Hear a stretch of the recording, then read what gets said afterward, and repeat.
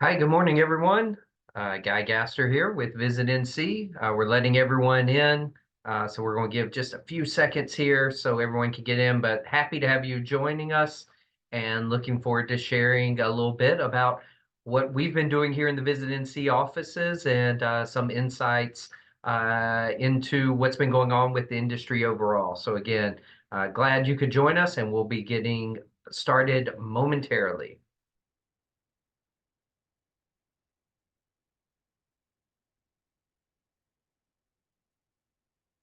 All right, it looks like the overwhelming majority of participants are in, so we will get underway. As mentioned, for those who I haven't gotten a chance to meet, my name is Guy Gaster. I'm our state film commissioner, but also help coordinate our monthly partner webinar series, which if this is your first one, welcome. These take place the second Thursday of each month. And today we'll be doing another Visit NC update, sharing some of the insights that have taken place so far this year. A couple of housekeeping notes. Feel free to use the chat and or the Q&A feature for any questions you might have throughout the presentation. By and large, we'll save those for the end. However, Marlise is joining us for the research portion of this from Washington, D.C., and she may have to leave a little early. So if you have any research related questions, please submit those at the first part of this presentation, and we will pause to answer any of those that have been submitted. Again, Marlise can hopefully hang around till the end if there are additional questions. But if you want to submit those in advance, that would be great. And as always, we can get them to her afterwards, or you can reach out to her directly via email, marlise.taylor@visitnc.com. We are recording this, and the copy of that recording will be made available on our partners YouTube page, which you can access through our industry site, partners.visitnc.com. So without further ado, welcome Marlise Taylor to give us some of the latest research findings. Hey, good morning, everyone. And I apologize ahead of time if there is noise. I'm stuck in the bottom of the Capitol Visitor Center down a dark hallway. So hopefully the chatter behind me will be minimal. Anyway, excited to be here with you all today. We are, just a quick aside, I'm here with STS at the Congressional Summit, and we are meeting with our legislators and our representatives, supporting you, our partners, and bringing to them all the issues that are important to you and to us as a state as a whole. So really excited about the feedback we've had so far. And anyway, so enjoying our time here in the Capitol. Let's talk about the 2024 visitor spending. Most of you saw these. We released these, or the governor's office released these numbers in May, but we hit a new record with nearly $37 billion in visitor spending, 1.4 billion in state tax revenues, 1.3 in local tax revenues. Those were all records. We also had an increase, about 1.5% increase in jobs last year. Still not quite up to those pre-pandemic levels in terms of employment, direct tourism employment, but definitely chipping away at those losses that we experienced during COVID. So working to get there, but the other numbers were records for the year. And this is just a historical trend line, so you could see kind of where we are. You'll see, again, we're again at record levels for domestic and total. Still not quite back to the international numbers that we had pre-pandemic, but again, also chipping away at those numbers as well. Again, employment, as I mentioned, still not back, but making strides there. And then we're really excited that we did maintain our number 5 ranking. We were mentioning this to our congressional delegation yesterday, and they were very excited about North Carolina being number 5 in terms of domestic travel. But remember, Pennsylvania, Tennessee, Georgia are nipping at our heels, really close to us. So it's really important that we maintain that market share growth and we stay ahead of these tight competitors to us. So where are we currently through 2025 through. We have through March here. I do have April numbers that I haven't been able to update. Still negative in terms of the tourism index. And so this is really gauging the monthly health of the tourism industry, looking at a variety of metrics, including hotel motel demand, home rental demand, revenues, available credit card data, and device count data. Now, everywhere is seeing kind of soft spring, early or winter, early spring, late spring this year. So, I know it's discouraging to see these negative index numbers. But understand that we are not alone. We are hoping to see a much stronger summer. I had hoped that April would be up. April is still down a little bit as well. So we're really hoping, May and then the summer travel season will be strong for us, and we'll get you those data as soon as possible.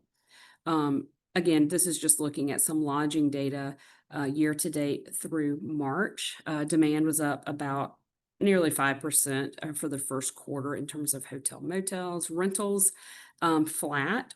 And I like to explain that by saying, in the first quarter, we still were seeing a lot of recovery workers, insurance adjusters, FEMA in the western part of the state staying in those hotels. So you will see, it's exciting to see the 5% up, but remember that not all of those were true visitors. And so we want to kind of temper those expectations and look at the home rentals, both the AirDNA, which represents mostly Airbnb and HomeAway, up about 1%.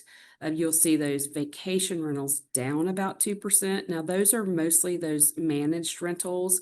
There is, again, some overlap between the Airbnb and the vacation rentals because many property owners and managers also market their properties on Airbnb. So there's a little overlap between the column, the AirDNA column and the key data column. So I like to say it's probably somewhere in the middle, leaning more towards that middle column. So let's just call it up 1% in demand in terms of home rentals. And so understanding that, the insurance adjusters, the FEMA, the whoever, we're probably using more hotels. This is probably a more realistic look at first quarter room nights sold is about up 1%. So this is our lodging forecast. You can see that we did forecast, and this was last done at the end of 2024 by STR. So it didn't really fall in line in January. I guess for hotels, it did with those recovery workers. You could see pretty flat through May, June, a little dip in July, but then up in August, September, and through the rest of the year. Now, you might say, oh, well, that's because so many hotels were closed during the storm last year. Well, yes, but the forecast is that hotels, motels will be up over even 22 and 23 towards that last quarter of the year. Now, again, this is a later, or this forecast was done several months back. So I do not have any updated numbers from STR right now. They're kind of changing the way they provide those forecast numbers. So we're going to just continue to monitor this trend for you. We are able to, however, use our AirDNA relationship. We contract with AirDNA each year to understand what has been booked so far in terms of vacation rentals. So this is not a forecast, but this is actually what has been booked so far. So you can see we're fairly flat as of what has been booked through the 1st of May for the, and through October. So you can see we're fairly flat, a tiny bit above last year until you get down to September. Still time to catch up. You can see over on the right, the booking lead time is drastically shorter than it was even last year. So I know it's hard to see those holes and those openings and those, down numbers, but there is still time to get these get these reservations on the book. So we're hoping that we'll get this turned around. But at best, we look flat from last year. So a little bit about some recovery research. You know that we are continuing to do monthly sentiment checks, pulse checks to inform our marketing strategy. So let's just talk just very briefly about that. I think this is probably my last slide. You know that we've been doing these monthly, working with MMGY to understand people's perceptions, potential traveler perceptions, in terms of visiting. So we look at this one particular question, reasons for disinterest in visiting the mountain regions. And if you'll look at those two that are highlighted, let's start with the first one. I'm concerned about the destination's readiness after the hurricane. You can see where that dropped to 1% in March, but it peaked back up a little bit in April. Well, remember, booking windows are shorter. People are starting to look at those summer plans and they're going, wait a minute, maybe I need to make sure that the destination is ready for me. So you can see that that popped back up to about 7% in April. So we'll have the May numbers soon. Hopefully we'll continue to see that kind of leveling out. The accessibility concerns are nearly zero. They popped up just a tiny bit in April to 1%, but I would consider that pretty well recovered in terms of those perceptions. So very happy to see that. Again, we're going to continue to monitor this. We have extended our contract with MMGY through August and with the possibility of extending a little bit longer if needed. So we're going to continue to inform our marketing team about the perceptions in terms of recovery, and we'll keep you all informed as well. And I believe that that is my last slide. But again, I do have some time to stick on here if there are questions. I need to leave shortly before 11, but glad to present to you all. And you all know you can always contact myself or Ashton if you have any research questions. Thanks, Marlise. It's Guy, and I apologize for not having my camera. One quick question related to the lodging, kind of the window, the vacation rental outlook on those booking lead times. Is that something that other states are also experiencing, a shorter lead time, or does that seem to be North Carolina or even regional specific?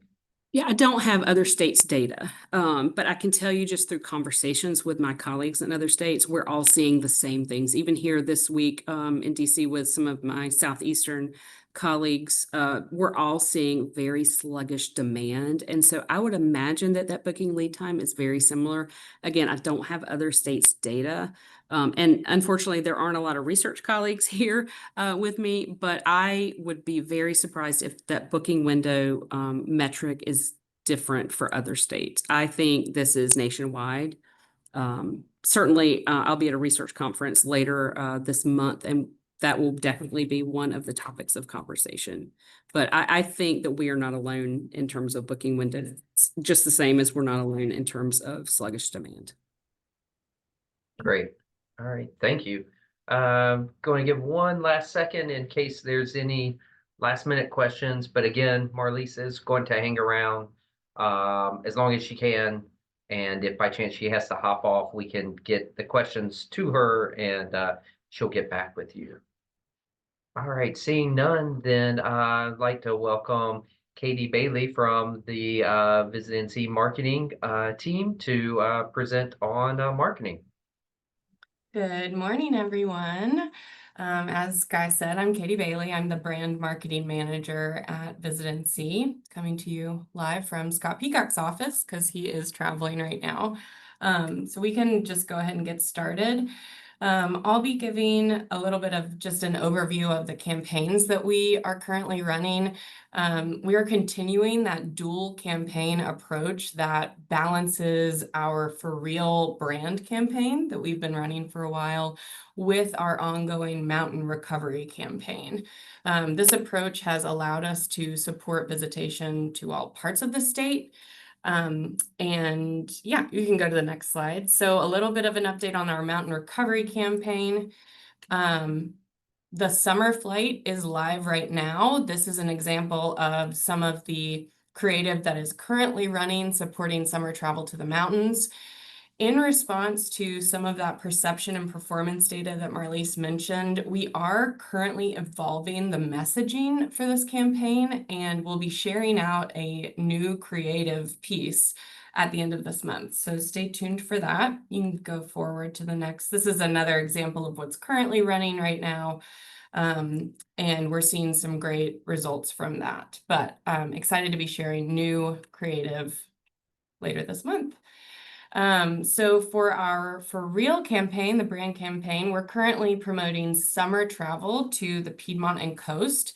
These summer ads are on our more traditional advertising schedule. So these will be running through the end of June, and then we'll be switching to fall creative in July. This and the next slide are examples of a rich media unit, which has quickly become one of my favorite things that we do. Basically, this is a video that plays within the creative unit. It's one of our spots that we'll actually show a little later in the deck, and it displays on lifestyle websites aligned with our target audience profile. So specifically that discoverers and enrichers audience that you've heard us speak about before. They show up on websites such as Travel and Leisure, Food and Wine, additional lifestyle media that is popular with our target audiences. And performance of these units to date have been as much as twice the benchmark, which is just really exciting for us to see those kinds of results. In the first month, we had 5.8 million impressions and more than 14,000 clicks on these units. So seeing really great results from that. Beyond that, this is just a small example of some added value placement that we get with with some of the sponsored content we do. So if you read Newslink this morning, you know we're working with Gear Junkie. Dana Grimstead on our team has been shepherding that through and also collaborating with the Outdoor and Sea team for that specific sponsored content piece. But with that, we also get these added value placements where we essentially get a full site wrap, or we get other places where our ads can appear on those websites. So just kind of continuously showing the Visitancy campaign and branding throughout the work that we're doing. And then the next two slides are two of the spots that we're currently running. The first one is our Ocean Breeze creative, which is a 15, if you want to go ahead and play that. Here we go, bud. Ready? Elsewhere, a family is enjoying an exhilarating ocean breeze from their air freshener. For real, visit North Carolina. And then the next one is our Piedmont 30.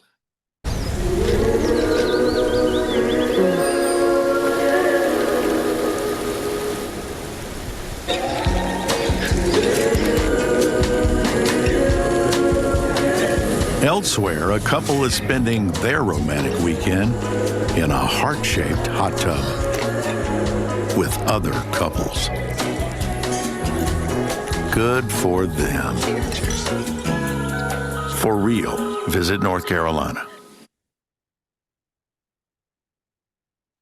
And then if you haven't heard, or maybe you did hear at conference, we have won 2 recent awards, which is really exciting. First up is our spooky campaign, First in Fright. We earned a gold honor in the travel and tourism category at the 17th annual Shorty Awards. If you're not familiar with the Shorty Awards, they're an international competition that honors the best work across digital and social platforms. So we're really excited to celebrate that. And then even bigger, and at least in my mind, is the Effies. So the For Real Visit North Carolina campaign as a whole won a bronze award at the Effies this year. And if you're not familiar with the Effies, this is particularly exciting for us in marketing because the Effies not only recognize creative and inspirational campaigns, which a lot of other awards are really focused on, how creative, how cool was the campaign. The Effies specifically reward effectiveness. So the For Real Visitancy campaign was one of the most effective campaigns that Visitancy has run. And so we were really excited to get this award. Thanks, Sierra. And so looking ahead for marketing, as you I'm sure have heard, we've got a big website relaunch working on right now that we're working on right now, that will be bringing our new visitancy.com, our partner site, and our media site all into one new brand new site that will be launching later this summer. And then First in Fright Year 2, which I don't know if that's actually the name we're using, but it's the name I'm using for First in Fright Year 2. We're excited to be doing more of that spooky campaign work, and we will be reaching out to all of you partners for your ghost stories and other spooky things that you can tell us all about. So get ready for sharing those. That is all I have for marketing this time. So if you have any questions, feel free to drop them in the chat and we'll have the Q&A at the end of this, but I'm gonna hand it over to Vita Gilbert to talk about public relations. Thanks, Katie. Hi, I'm Vita Gilbert, Senior PR, goodness, can't remember my new title, Senior PR Manager here at Visit NC. Long-time viewer, first-time presenter, go gently on me. So there's a lot going on with PR at the moment, so I'll give you a little recap. We have a new addition to our team, which I'm very excited about. Emily has joined us fresh from graduating at NC State. She's a North Carolinian from the Raleigh area. Her key focuses will be working really closely with Suzanne and me on fam tours, press visits, building out itineraries, working on story ideas, and assisting with partner programs like media missions and similar. Her email is emily.prickett@visitnc.com. Feel free to reach out to her and know that we'll be CCing her in all our correspondence going forward. So we've been out and about a lot lately. I'll just give you a really quick overview, but I see lots of messages going on distracting me. So earlier this year, we were at Travel South Global Week in Louisville, where I met with 26 international media. Ahead of that, we led a pre-fam with the set jetting trend, where we took media to New Hanover and Brunswick counties. It was really successful. We've already received a great media hit in Brazil and several radio interviews and whatnot in France. We also had a very successful Visit NC conference in Hickory, where we had 15 media attend. We did a great immersion, have such positive feedback from partners and media alike. We then went straight on to DC for a media mission where we had 9 partners meet with 8 media. That was also a really successful event. That's what the pictures of. The weather was super kind, the media turned out, there was some great story ideation. And then we had a coastal contrast fam with 4 national media, and we took them down the coast, just highlighting at different coastal contrasting storylines. Jumping ahead to what's coming, I was just in Tampa for PRSA with a lot of you. It was one of the best PRSAs I've ever been to, if not the best. Lots of great story ideas, lots of great media panels, so lots of things to ideate on and look forward to. I'm heading off to IPW in Chicago this weekend. I'll be there with Heidi and Whit. I will be meeting with 20 international media, so I'm excited to tell all your storylines and get some media visitation. We are then leading a German mountain recovery fam in July. So Emily and I are madly building out that itinerary. And then off to Esto, which is always a great time. Lots of learning to be done there. Then we have our mountain recovery fam, where we'll be bringing 4 national media to the state to talk a lot about recovery and how far we've come. Then we have our ever exciting in-state mission. We are just looking at venues right now, sort of trying to ascertain where to hold it. Well, little teaser there. And then we have our Atlanta media mission, which is at the end of October. Last announcement from me is the inaugural Michelin Guide for the American South ceremony has just been announced. It will be in Greenville, South Carolina. From Greenville, I know. Scott and I will be there representing. Any chefs that are interested in being considered can fill out the form. The link is here on this slide. I'll have Guy or me, we'll cut and paste it and drop it in the chat for you all.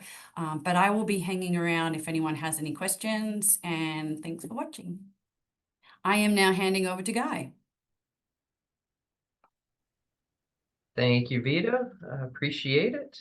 On the film front, production, as mentioned previously, is a little slower, but that is a trend that is taking place nationwide. That said, we have had a number of projects that have expressed interest and are either just getting ready to start or have begun filming in the state. So right now, we're sitting at around $80 million committed by those productions for in-state spending. And this has been truly a change in the last quarter from where our projections looked before. I still don't think we will get to those numbers that we've discussed previously of being 300 million a year, but are doing well, all things considered, on that.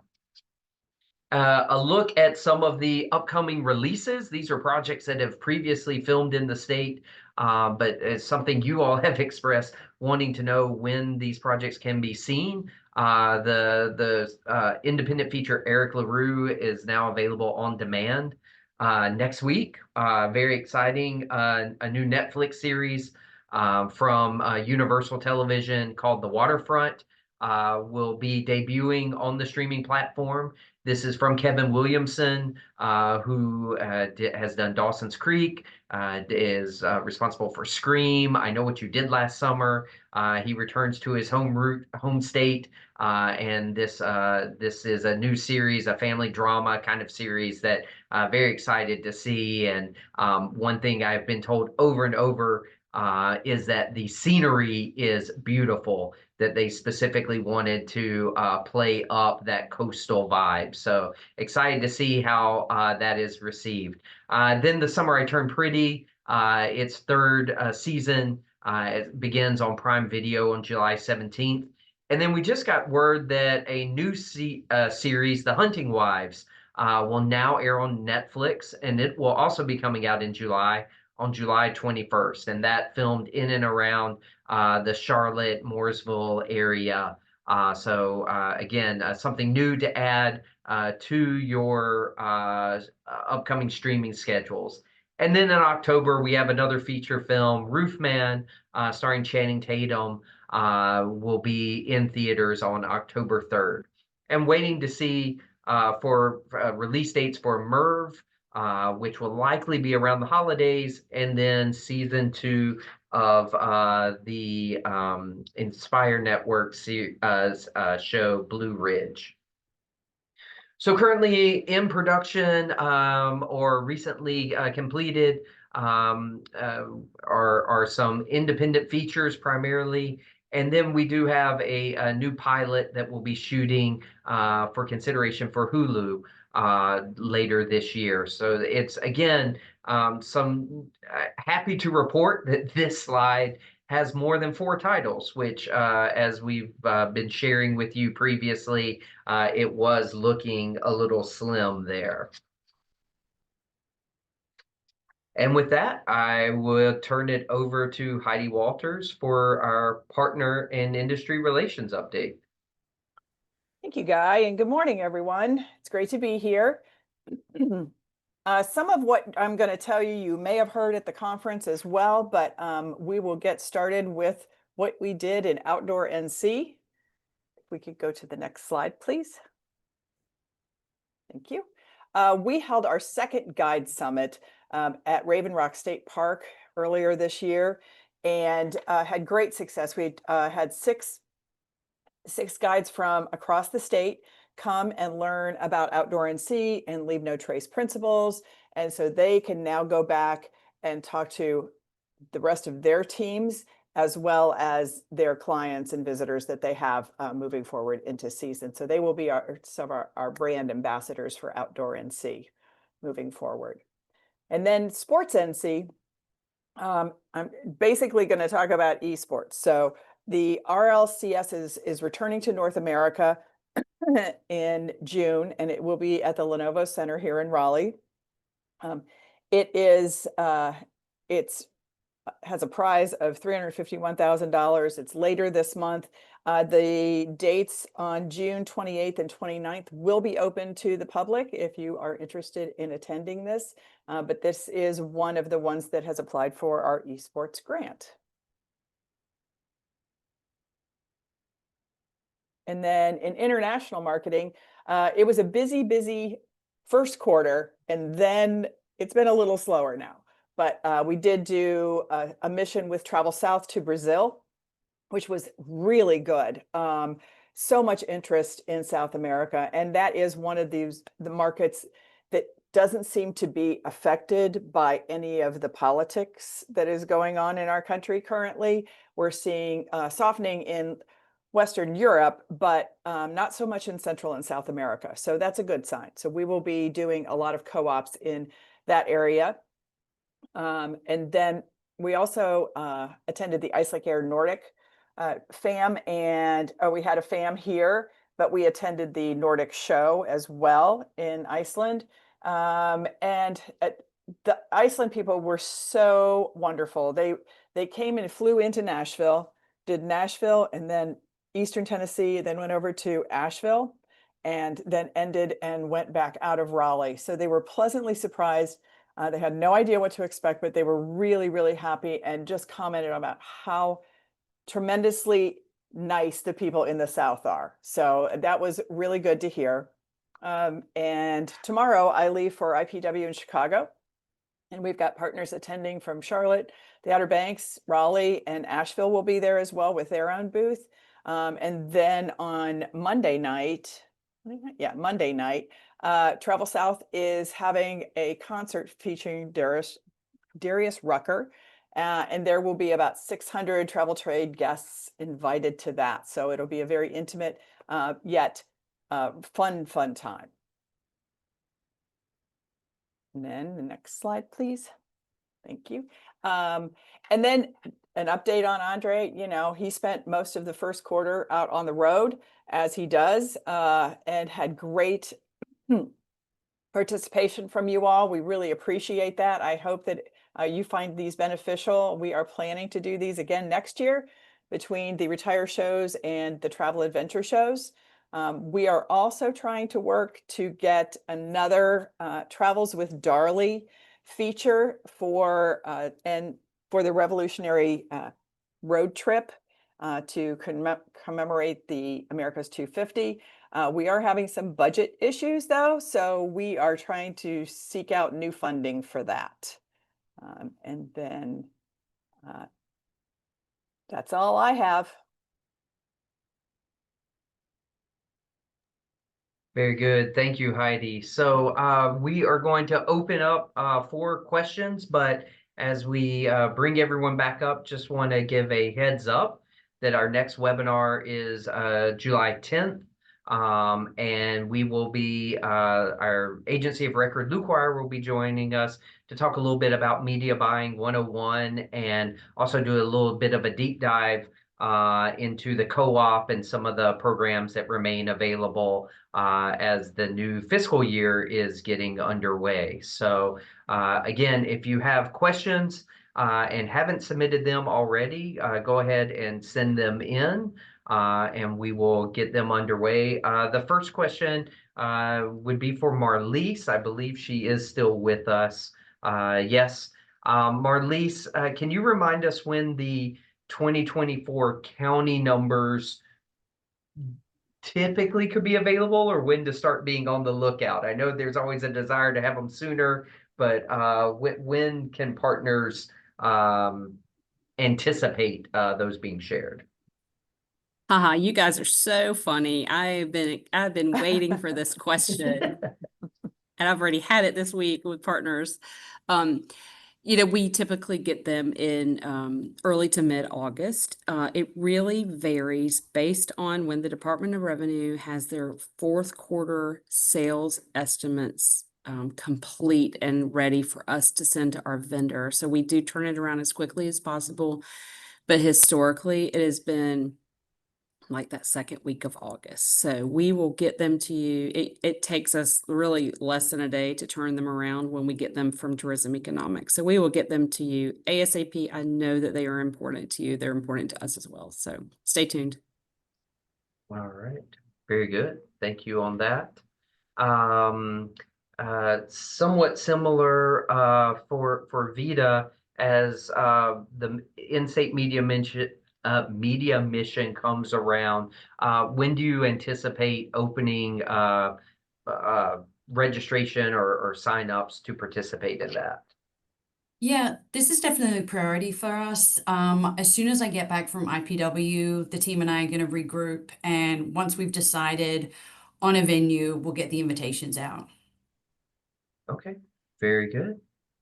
Um, and I know there was a question about the research slides in particular. Happy to have make those available. I think for ease, if you are interested in receiving those, I know we've got Pender County who has put in a request, but why don't you reach out to me directly? You can send me an email, guy@filmnc.com or guy.gaster@visitnc.com. Either email works, and I'll be happy to send those. As you can imagine, we've got some videos embedded in the deck, so it's a little big. So rather than just sending it all out, can definitely pull the research slides, or if there's something specific you're interested in, happy to pull those and can send them individually to you on that. And I believe, Heidi, did you have one other part that you needed to share or would like to share? If there's no more questions, I'd be happy to. Sure. As of this time, there are not. Someone may be Okay. typing away, but now seems like a good time to have you come back Okay. in. Great, thank you. Just one other thing to say that this will be my last webinar. I am retiring as of July 4th this year. So it has been my pleasure and privilege to work with all of you over the years. And if anyone is interested, there will be a posting that will come out in NewsLink probably in the next couple of weeks. But thank you all so much. Appreciate it. So, and I think the pollen count just went up in the office once again. So, yeah, we'll need to look into these air filters on that. But thank you, Heidi, definitely. So, all right. Well, if you have found this information helpful and know a colleague that wasn't able to attend, and or if you joined halfway through a recording of this, will be made available on our partner site. That should be up by the end of the day tomorrow, definitely the first of next week. Be sure to check that out. Otherwise, we hope to see you again next month, July 10th. Again, we'll look at Media Buying 101 and taking a dive into some of the co-op programs that remain available. So thank you, as always, for your joining us. And if there's any way we can ever be of assistance, please do not hesitate to reach out. And if not, we will see you again in July. Have a great week, Thanks, everyone. guys.